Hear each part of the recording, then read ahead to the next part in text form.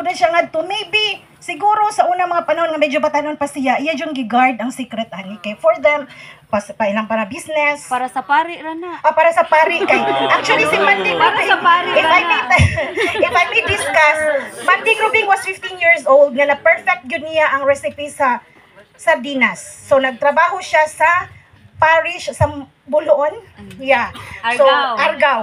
Okay, so sorry, Argao. So mao to nga na perfect yun na niya hantod na gyud nga nagkatigulang siya. So imagine kung unsa ligid ka perfect nga gitago gyud nila but that time maybe it was the right time nga mahibaw-an sa world.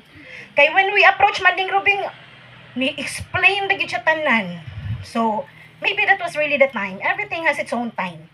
So, mo na. Okay. So, ang atong ingredients sa atong sardinas is very simple. They prefer the tulingan nga isda. Kay mo sa di barato kayo. And then, sa geographically, ang Kalidngan Karkar is very far. From the town. Yeah. So, pila ka oras, be? Kung lakton pa daw sa main proper sa 1 Karkar. hour. 1 hour. And 1950s, that's during the American occupation. So imagine wa pa nay karsada, wa pa nay kuan. So lisod gyud nga to sa ilang isda. So kuan jud Bukid kay man. nila, kay bukid. So kung makaisda magani sila, I mean, no, ila yung paningkamutan nga ma-preserve og maayo. So they find ways on how to preserve the food aside from putting it with salt nga the usual nato nga preservation technique sa mga Filipinos. So mao ni ang ingredients mao ni siya no, tulingan. They prefer tulingan gyud. Maybe because may abundant that time. Barato And ra then, sad. barato rasad. And then, kanang, tempa ha, maglisod ko. Ako na lang hinganla, no? Ay, sige, please. Thank you. Basic ra jud kayo. Tubo. Pag-wonder mo anong naitubo. Sa panahon sa unang, in the olden times, for those who doesn't understand our local dialect, they will be put into the pot. Okay, you know, it's slow cooking and you cannot control the fire. So chances are, makuan siya. Yeah, it will serve as a bedding. And then we choose kanang tubo because it's sweet. Okay, so it will add taste to our kanang dish. And then we have the kamatis or the tomatoes, which is very basic na naalang sa farm. So they use ingredients which is just around, di ba? The farm. So, atong, di ba kita karon og mag sardinas or like the Spanish sardines, daghan kay sagol. And wala man na nato sa una, just before the, di ba? Before the, the free trade and all. So, medyo lisod na. The coconut oil, why nganong coconut oil? It's because mo natong oil sa una. Bago naman lang gud ta, di ba?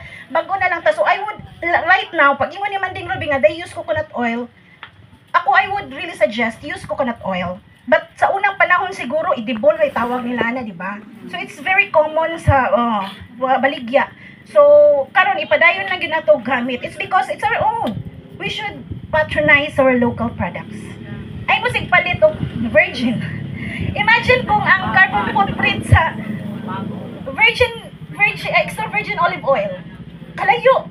O di ba? So na naman tay ato. So let's patronize our own products. And then onions. So, Bombay. Mo lang. And then, tubig. So, ang mahitabuan No siya ang, vinegar. no vinegar ha, kaya dili ni siya inununan. So, this is sardines. No vinegar. Thank you, baby, for mentioning that out. So, we have, dako kay pat masud, siguro ko ani.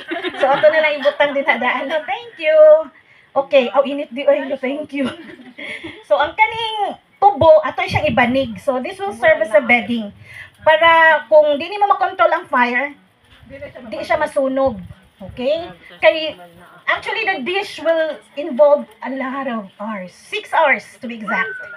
Kay, the purpose is para ang iyahang bones maluto. Munang, may kung wala sa tay bitsin or whatever, mga additional nga pangkuan. It's because, yan ay salt. But, ang iyahang bones itself na siya umami taste. So, with the presence also of our sugar cane nga slabs or sa tawag ani kanang tubo strips. So mo add siya taste, so lami na gid siya. And with slow cooking method. Yeah, that's the purpose. Hindi siya masunog. Hindi mo pilit sa kulon. Yes. Actually, like the humba. 'Di ba sa kung maghikay sa mga probinsya, unsa may ilang ibanig sa humba kay kinadagdag ko mo gyud kanang kaldero. Palwa sa lubi. Yes, tamis so, man sad ang tamis mo ang palwa sa lubi. But if wasad mo yung lubi, kaya di ba tatanan na yung lubi? Yeah, actually dahon saging, but then mupilit ra man gud gihapon siya nipis. So ang ato is mura gid siya barky. Yeah, but medyo apluron siya gamay. So we want the taste nga medyo tamis-tamis or maka-add siya sa sauring kuan. Yeah, basta nga pwede. Basta any edible na trees or mga ana, pwede nimo siya ma-add. Actually, magtanong na lang jud mog tubo. Liro man sad ang tubo. Yeah, so pagtanong na lang yun. Tubo lang ay lang ang katuban. Hindi pa sindiro. So, ang mahitabo ani, just like Sir Bernard, nagisod sila tubo, I instructed them nga lutuon gud siya the night before. Kay lisod ba ya? So, gusto mi makatilaw dayon mo. We'll find a way, but then if wala gyud, what if? Moting ko nga, try ka ng insulin plant. Sa nga sa insulin plant, unsa na? Awa day mo, dadanta mo. So, you can use, basta anything edible, pwede gid siya. And sweet. Yeah, and medyo tamis-tamis. Actually, ang insulin plant is medyo sour. So, it will also add nga sa kuan dito niya acidity. Okay, so, muna to no, I kuan, kanang I put the sugar, lupi, ganun ko sa kong assistant. Salamat kay sir. Okay, so, nangunom sa noong ko sir ha. So, a layer of the sugar cane, and then we have a few tomatoes and onion, and then, kuan, ang ato ang fish. So, one layer, by layer gid siya ha. Basta makalimtan ng fish, ang atong lutoon, puro lang lamas. Okay, by layer siya. So, every layer, tangala sa dimog kamatis and onion. Ana. So, by layer, then slow cooking method. Ang imuhang, actually, kung magluto ka ging 1 kilo, like, duha ra gyud kaputos nga, kanang cheese bitaw nga uling. Ingana rin yun, pasagdan na nimo, i-refill lang nimo, iglili nimo nga wa na. So, ingani siya ka... Di siya sigaan. Di siya sigaan. Ingani siya ka, kanang simple lang yun nga cooking. 6 hours gyud ha. So, di gyud ka pwede ano makakaon diha. Sorry na lang gyud. Kung gusto kang kaon, mag-andam gyud kay kagabi.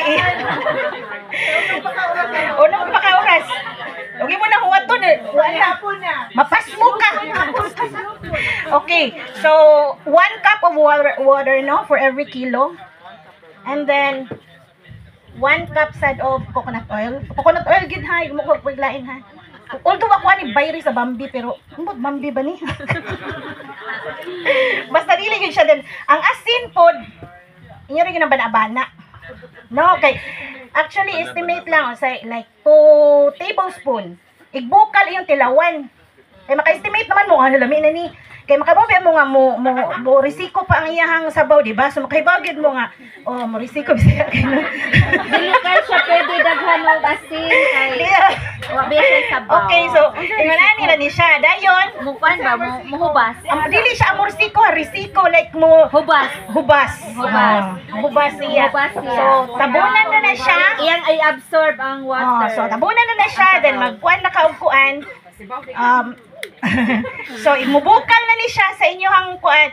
Tilawan gyud ninyo to make sure nga okay gyud kay basi pasagdan ingon man to siya pasagdan ako 6 hours ikaw ninyo luisda pa man ni. So kuwang di ay sa asin, so kinahanglan nga inigbukal yung tilawan gyud ninyo para makahibaw mo nga okay gyud ang lasa. Okay, so ingana na siya no, then nanatay giluto si Istong si